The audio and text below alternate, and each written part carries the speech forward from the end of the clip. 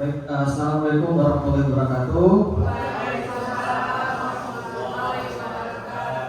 Mohon izin Bapak Ibu untuk boleh nggak saya minta untuk berdiri sebentar. Bapak Ibu boleh ya? Murid mandiri dan kuat, tumbuh di lingkungan sehat, bersama guru yang hebat, wujudkan mendidik dengan tulus. Gunakan 7 jurus, kenali potensi, kelola emosi, tumbuhkan resiliensi, jaga konsistensi dan jalin koneksi, membangun kolaborasi dan menata situasi.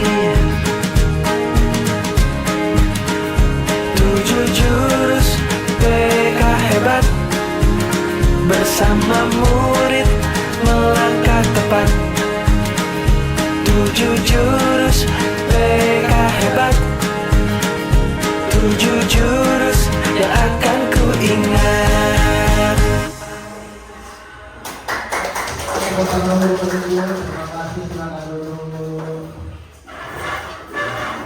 Kita ada di 1 jurus saja Bapak Ibu, yaitu kenali potensi. Nah, jadi di dalam kenali potensi ini terdapat aktivitas yang menggunakan aplikasi Bapak Ibu. Nah, nantinya di sini ada kegiatan semacam asesmen, online assessment ya Bapak Ibu. Kemudian di sini ada multiple intelligence. Dan kemudian di situ ada gaya belajar, learning style, dan kemudian pengenalan minat dan bakat, serta terampil menerapkan asesmen sederhana untuk mengakomodasi inspirasi potensi minat dan bakat murid dalam pembelajaran dan orientasi karir.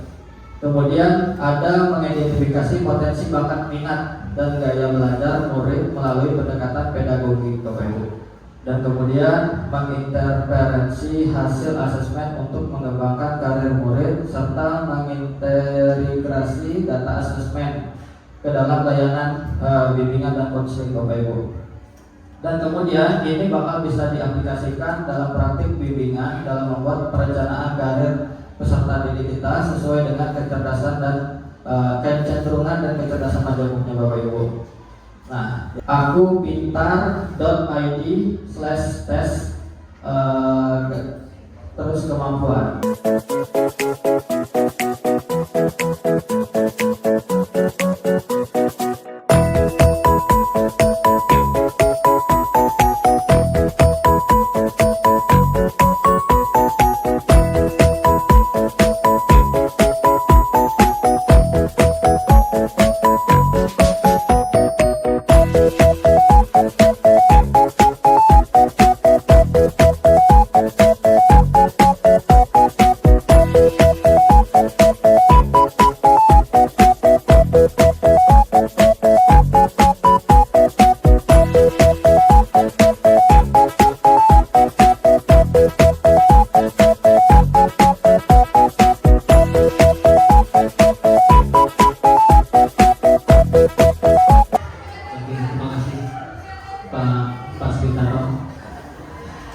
Hasil dari saya mengisi pada segala jenis bunyi dan kata, baik yang diciptakan maupun yang diingat.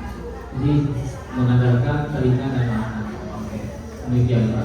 Terima kasih. Wassalamualaikum warahmatullahi wabarakatuh. Asesmen ini di sini terdapat beberapa komponen Bapak Ibu. Yang pertama itu urgency asesmen. Dan deskripsinya itu tentang mendeteksi kesenjangan antar potensi aktual dan potensi optimal murid, dan indikator pengukurannya yaitu analisis GAP melalui triangulasi data. Nah, kemudian di dalam komponen itu ada tes Holland-Riaset, yaitu pemetaan. Kemudian pemetaan kecocokan karir berdasarkan kepribadiannya. Nah, jadi masing-masing pribadi peserta didik kita tentunya memiliki karir yang berbeda-beda ya Bapak Ibu. Sama juga yang tadi gaya belajar kita juga masing-masing juga mempunyai gaya belajar yang berbeda. Dan kemudian ada indikator pengukurannya di dalam situ skor dominan pada 6 dimensi minat. Nah, kemudian di multiple intelligency indikasi modalitas belajar unik murid. Nah, jadi kita dapat mengidentifikasi modal belajar untuk peserta didik kita Bapak Ibu. Dan kemudian di dalam indikator ini ada profil yang kecerdasan berbasis 8 kategori Gardner, mohon maaf Bapak Ibu. Dan yang ini yang terakhir yaitu gaya belajar yang kita tadi telah mengisi Bapak Ibu. Di sini ada penyesuaian strategi pembelajaran sesuai preferensi kognitif dan indikatornya yaitu hasil inventory 3 gaya belajar tadi, yaitu apa Bapak Ibu?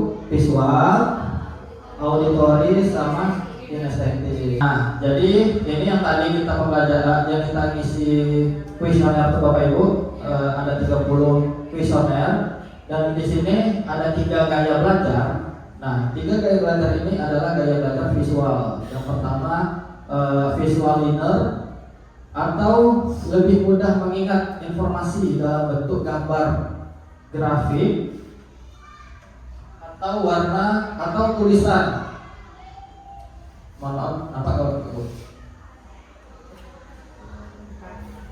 Oke. Terus adakan simulasi, kemudian adakan eksperimen atau bermain peran, dan kemudian mengenali potensi untuk di karir masa depan. Nah, di dalam potensi ini kita ada 6 potensi Bapak Ibu untuk peserta didik kita. Yang pertama itu realistik atau praktis fisik nyata, yaitu contohnya Bapak Ibu mekanik, tukang listrik, teknisi, polisi, dan petani Bapak Ibu. Nah, jadi kalau yang mempunyai siswa peserta didik kita yang doyan yang suka praktik fisik atau nyata, itu bisa dialihkan ke SMK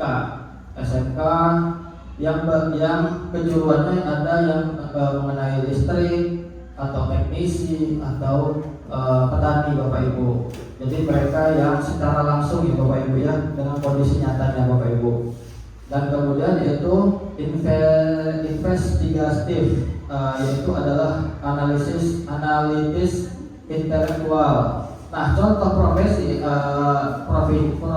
yaitu ini adalah sebagai ilmuwan atau dokter atau analisis data, insinyur, dan peneliti psikolog Bapak Ibu. Dan yang ketiga yaitu artistik, yaitu di dalam ini ada kreatif, imajinatif. Nah, di sini profesinya itu alangkah bagusnya kita arahkan ke seniman Bapak Ibu, karena di sini ada penulis, aktor, desain grafis, dan musisi arsitek. Betul. Dan kemudian ada yang sosial. Nah, sosial ini adalah karir, ini adalah potensi karir di bagian kita juga Bapak Ibu ya, karena kita adalah sebagai guru atau konselor, perawat, psikolog, dan pekerja sosial yang berkaitan langsung dengan masyarakat. Nah, bagaimana cara kita peduli dengan lingkungan kita dan komunikatif dengan lingkungan kita ya Bapak Ibu. Dan kemudian yaitu konvensional. Dan konvensional ini adalah akuntan Bapak Ibu, akuntan, administrasi, sekretaris, staf keuangan, dan petugas arsip. Ini bisa bertujuan untuk guru wali, program guru wali Bapak Ibu. Kenapa bertujuan program guru wali? Karena di sini ada rekap dan rekomendasi. Nah, setelah dari yang visual, auditory, atau kinestetik. Mungkin sebatas ini Bapak Ibu ada penjelasan yang masih kurang atau ada pertanyaan Bapak Ibu? Assalamualaikum warahmatullahi wabarakatuh. Bapak dan Ibu, sangat menarik sekali paparan yang disampaikan Pak Hasil kita. Ya, fasilitator maksudnya.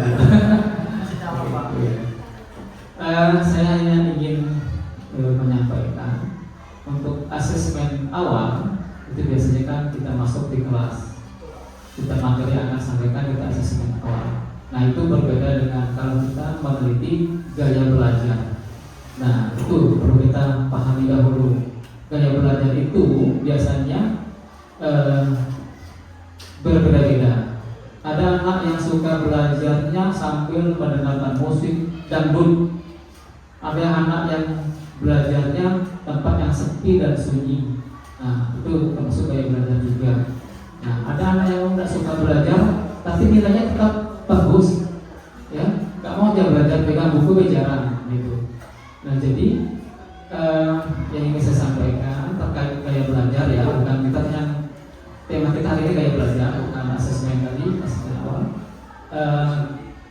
Cara menimbulkan gaya belajar di kelas bisa dibikin satu persatu berdasarkan dari yang tentang guru BK, ya gaya belajar visual, audio dan kinestetik, atau bisa mengkombinasikan ketiga gaya belajar itu dalam satu tema pembelajaran. Contoh, kalau IPS itu ada namanya materi tentang siklus air. Nah, siklus air satu anak membuat rancangan bagaimana siklus air itu termasuk dalam kinestetik ya. Perancang bagaimana siklus air, ya mulai dari air laut, kemudian yang bisa matahari naik menjadi awan, turun kembali menjadi hujan, buatkan alat peraganya, itu termasuk kinestetik. Kemudian anak yang gaya belajarnya auditori, dia bisa mendiskusikan, dia debat, ini loh proses airnya mulai dari laut bisa ini kemudian hujan turun kembali. Dan yang gaya belajarnya visual bisa membuatkan semacam tayangannya, ya tayangan berupa hasilnya di dalam berbentuk video atau PowerPoint. Nah dalam satu pembelajaran kita bisa menggunakan kombinasi ketiga gaya belajar tadi. Itu dalam siklus air. Kalau dalam guru mapel PJOK, kalau anak kita kan, ayo kita ke lapangan main bola voli atau main apa. Nah yang tidak suka bola voli, apa kira-kira yang perlu kita lakukan di PJOK? Ada anak yang memang sengaja nggak mau bawa baju olahraga, alasannya mau nggak suka olahraga, kan? Sehingga saya tanya, kamu nggak mau olahraga? Nggak bawa baju olahraga, Pak? Yang saya tengok tuh anak Ibu Lili, yang sering nongkrong gitu, kamu nggak olahraga? Nggak bawa baju olahraga, tapi udah sering betul ini. Apa sengaja dia nggak hobi olahraga? Nah, apa yang bisa kita lakukan? Anak yang nggak suka olahraga, apa tekniknya? Dia mungkin nggak suka kinestetik, dia lebih suka yang auditori. Nah, jadi satu kelasnya memang belajar gitu. Nah, kalau yang IPS yang saya alami begitu, bermain peran juga bisa. Misalnya tentang tentang Rengas Dengklok, bagaimana siapa tokoh Majelis Soekarno, siapa tokoh yang menjadi Hatta, itu diperankan. Itu yang IPS yang saya tahu. Mungkin apa lain lebih memahami. Itu sebagai sedikit pencerahannya. Mengingat waktu juga dari pasarnya hampir 1 jam lebih, apakah masih merekam saya nggak tahu. Oke, demikian sampaikan. Wassalamualaikum warahmatullahi wabarakatuh. Terima kasih Bapak sekolah kita telah memberikan masukan dan meluruskan dalam pemaparan materi saya hari ini. Berikan pemaparan materi ini dan saya mohon maaf Bapak Ibu, mohon izin ini saya ada bikin video di belakang dan itu nanti bakal diupload di YouTube dan kurang saya mohon maaf